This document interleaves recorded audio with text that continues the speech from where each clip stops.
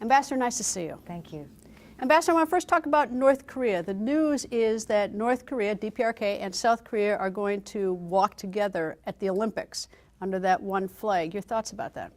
I think it's good that North Korea and South Korea are talking, but we shouldn't be misled by the fact that just because they've had talks about the Olympics and this is going to happen, that that's going to take away the dangerous side of North Korea.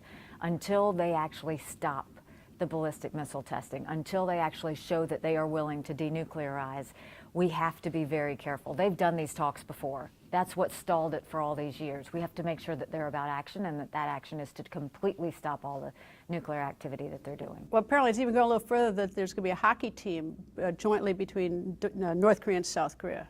I think that's fine. I think if they want to do that, that's fine. But it doesn't stop the international pressure from everyone that is telling North Korea to stop. So, you know, they can go and have those regional cooperation on that level, but at the end of the day, we still have nuclear missiles in North Korea that they continue to test and they continue to threaten the United States and the world with. And so we're going to keep that at the forefront. Do you think that this is sort of a divide and conquer, and this is sort of some motive behind Kim Jong-un? It's not just that he has an interest in the Olympics and sort of unification of the peninsula, that there is some sort of message to the U.S.? I think this is a distraction. I think this is doing what North Korea has always done, which is when things get hot, start talking.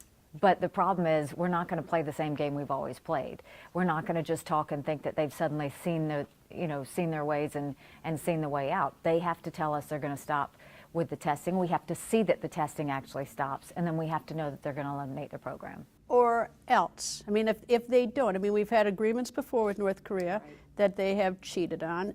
We've got a situation where they've managed to sort of navigate around sanctions. They've had some countries that have penetrated sanctions. What is the or else? I mean, if they, and I heard President Obama say we're not going to let North Korea become a nuclear nation. I've heard people in the current president's administration say that they are a nuclear nation. They've got a nuclear weapon. They just haven't figured out how to deliver it. So where are we on this? But we're not comfortable with them being a nuclear nation, and we never will. So what do we do? So what do we do? Look, just because North and South Korea are holding hands today doesn't mean that that threat has gone away. The United States and the international community is going to keep up the pressure on North Korea to totally disband. Until that time, we're going to wait and make sure there's no activity, no testing. But when that time comes, we will decide at that point. But all the cards are actually in North Korea's hands on how we respond. So if they do the right thing, we're happy to work with them. If they don't, we've got options on the table. It's interesting, I think for the first time, correct me if I'm wrong, you were actually able, or the United States, and you're the ambassador to the UN here, to get China and Russia to go with sanctions on North Korea. How did that come about? You know, we've done 3 resolutions now, and I think it was the largest sanctions bill that had ever been on a country, and I think that what we had to do was show the threat and show that the threat was real, and then also show that the fact that North Korea would not be doing this ballistic missile testing if they didn't have the money to do it. They're not using revenue to feed their people. They're using the revenue to build the weapons to do these tests. And so what we said was we've got to cut off the revenue stream. And so now you see 90% of the trade's been cut off, over a third of the oil's been cut off, multiple trade issues have stopped, investments have stopped, but it's all about making sure they don't have enough money to continue the nuclear program. So you think Kim Jong-un is just going to say, okay, we don't have any money, so we're going to stop?